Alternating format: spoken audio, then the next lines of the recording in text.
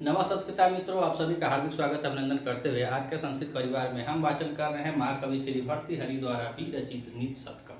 और नीति शतकम के मूर्ख पद्धति में अर्थात पद्धति नंबर 1 मूर्ख पद्धति में हम लोगों ने अब तक 5 श्लोकों का वाचन किया। और पिछले श्लोक में हमने देखा कि कवि जी बतला रहे थे कि मूर्खों को समझाना कितना मुश्किल कार्य होता है।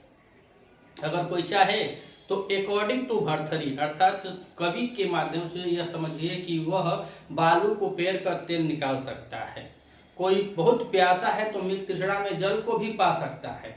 और आप कहीं घूमने फिरने जाते हैं तो घूमते फिरते आपको खरहा का सिंह अर्थात खरगोश का सिंह, जो सब बहुत असंभव है, सब असंभव कार्य है, लेकिन सब संभव कार्य बतलाए कि यह सब हो सकता है। आप खरहा का सिंह भी पा सकते हैं, लेकिन मूर्ख जन के चित्त को आप कभी प्रसन्न नहीं कर सकते। अब इस श्लोक में और यह छंद है शार्दूल विकृत छंद, और शार्दूल विकृत छंद में होता है सूर्यास वैस्तवी मम सजो सतत गा अर्थात मगड़ सगड़ चगड़ सगड़ तगड़ तगड़ और एक गुरु होता है। तो यह है शार्दूल विकृत छंद।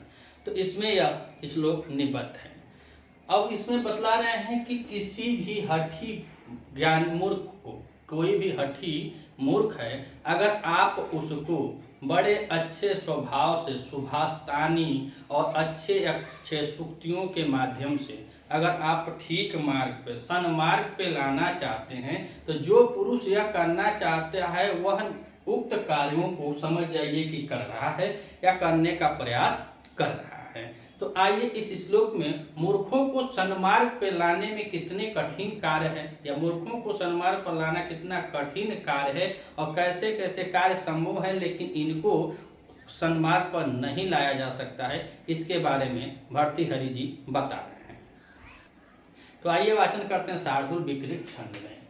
ब्यालम बालमिडाल तंतु विरसोरोद्धुम सम्मुजिम्भ्यते भेतुम वज्रमणि शीर्ष कुसुम प्रांतेन सन्हयते माधुर्य मधुबिंदुना रचयितुम चार अम्बुदे ईहते मूर्खान् प्रतिनेमिच्छति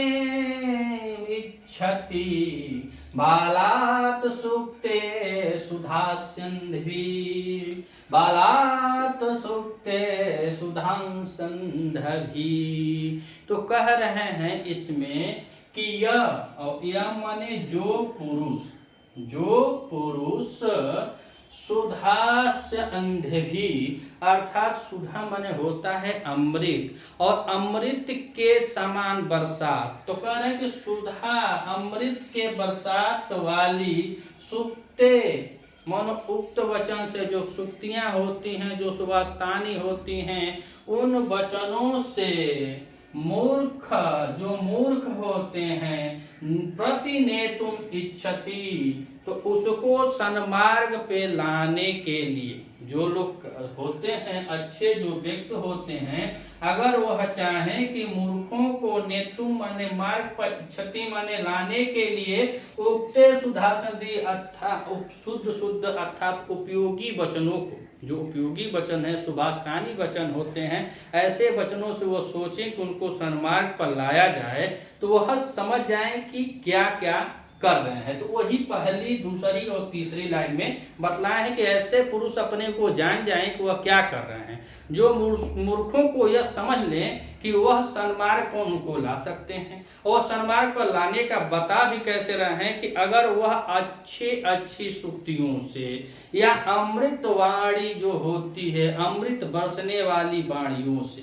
कहने का मतलब यह है कि आप जो बता रहे हैं कि जो मूर्ख हैं, जो हठी मूर्ख होते हैं, जिद्दी मूर्ख होते हैं, ऐसे मूर्खों को अगर कोई व्यक्ति चाहे कि अमृत बरसने वाली वाणी से अच्छी सूक्तियों के द्वारा उन मूर्खों को बलात् प्रसन्नता करना चाहता है। अच्छा, बलात् बता रहे, बलात् सूक्ति, तो बलात् तो पंचमी है, कहें कि हेतु कारण है ना, तो हेतु कारण जो है पंचमी बतलाई गई है बलात् में। तो कहें बलात् अगर प्रसन्न करना चाहते हैं तो अपने आप को समझ ले कि वो क्या कर रहा है।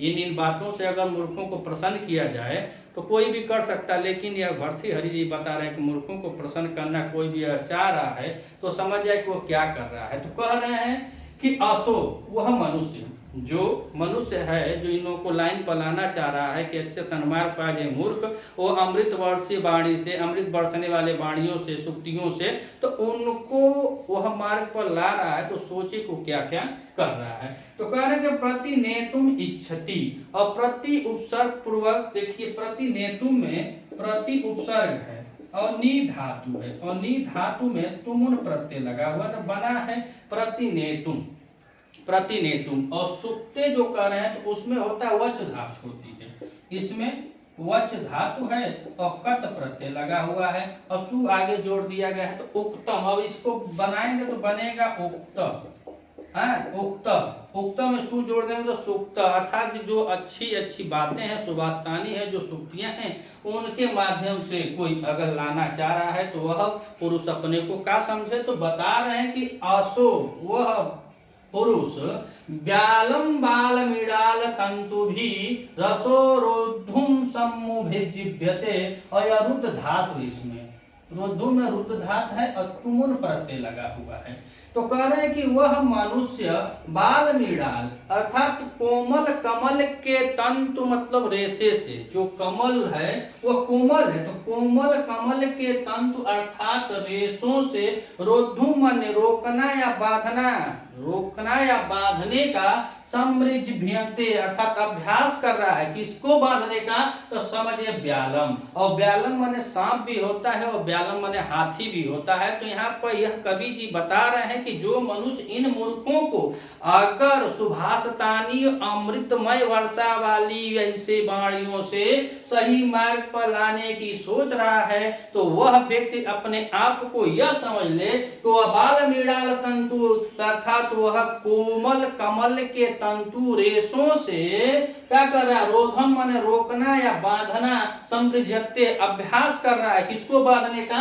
तो बता रहे हैं आगे व्यालम, पागल हाथी को। व्यालम माने सांप भी होता है और व्यालम माने हाथी भी होता है। जो दुष्ट है, मूर्ख हाथी जो है, जो पागल हाथी है, उसको वह समझ जाए कि कमल नाल के तंतु, कमल नाल के रेशों से उसे रोकने का प्रयत्न कर रहा है। अब इनके कहने का अर्थ है मूर्ख को मूर्ख के ही भाषा में समझाया जा सकता है। अगर कोई हठी है, जिद्दी है, मूर्ख है, तो उसको उसी की भाषा में अकॉर्डिंग टू भर्तृहरि जी के कहने के हिसाब से यही है कि मूर्ख को मूर्ख के ही भाषा में समझाया जा सकता है। अगर उसको आप सही बात बताएंगे, कोई सुक्ति ज्ञानप्रद अगर बातें बतला रहे हैं, तो उतना ही कठिन है जितना पागल हाथी को कमल नाल के द्वारा या कमल नाल के रेशों से अगर उसको रोका जाए, बांधा जाए, ऐसे अभ्यास करने के बराबर।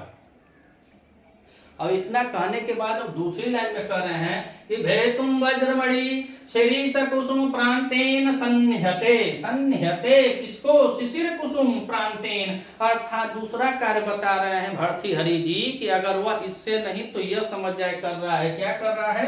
तो शिरीष कुसुम, शिरीष के कोमल पुष्पों के प्रांतेन, प्रांतेन अर्थात पुष्पों के नोक से, पुष्पों के नोक से। तो इसमें शिरीष कुसुम प्रांतेन में षष्ठी तत्पुरुष समास हो जाएगा, है।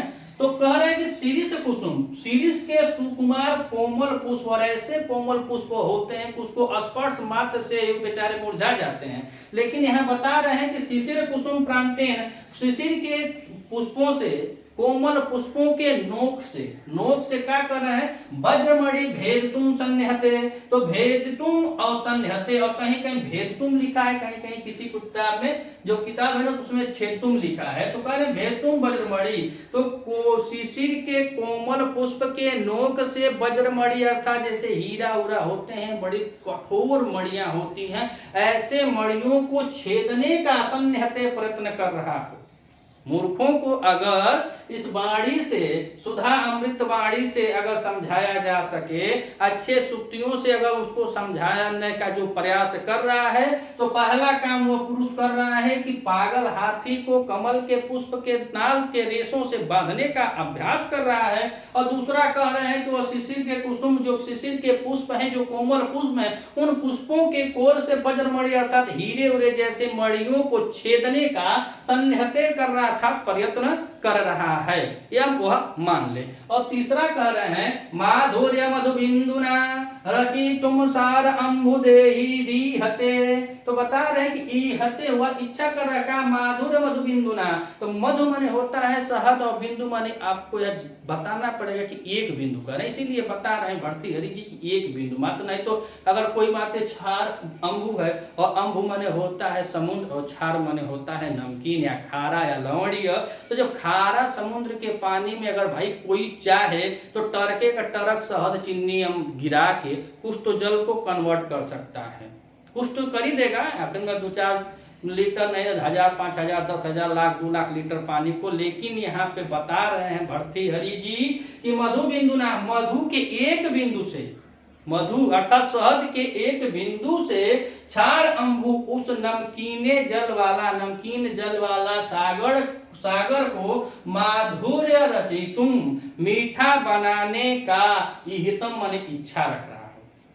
जो इन मूर्खों को समझा रहा है सुभाषतानी से, अमृतवाणी से, वह समझिए कि तीसरा काम यह कर रहा है कि मधु बिंदु ना अर्थात मधु के या शहद के एक बिंदु से क्षारे अंबु को मतलब नमकीन जल वाले सागर को या लवणीय जल वाले सागर को माधुर्य मतलब मीठा रचितु माने बनाने की, इहते माने इच्छा, बनाने की वह इच्छा रख रहा है। और रचयितु में कौन सा प्रत्यय लगा, तो इसमें तुमुन प्रत्यय, रचयितु में भी तुमुन प्रत्यय लगा हुआ है। और माधुर्य में स्योन प्रत्यय लगा हुआ है। और मधुर में स्योन प्रत्यय लगाते हैं उसका हो जाएगा मधुर प्लस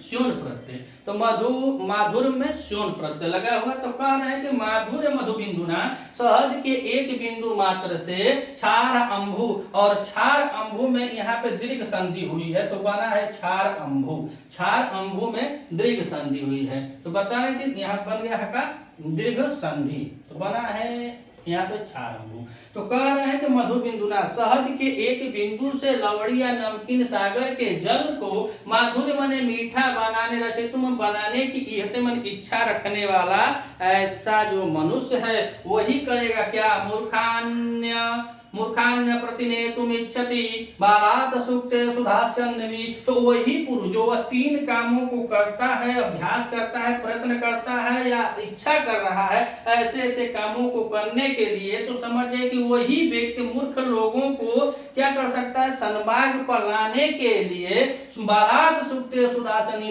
अर्थात वह सुभाषतानी या यह बताया जाए कि अमृत वाणियों से या सुक्तियों से उनको सन्मार्ग पर लाने की कार्य कर सकता है, वही उन लोगों को सन्मार्ग पर लाने का कार्य कर सकता है। अगर वीडियो अच्छी लगे तो वीडियो को लाइक और कमेंट कीजिएगा। अगर आप इस चैनल पर नए हैं तो चैनल को भी सब्सक्राइब कीजिएगा। मिलते हैं अगले वीडियो में, तब तक के लिए नवा संस्कृत।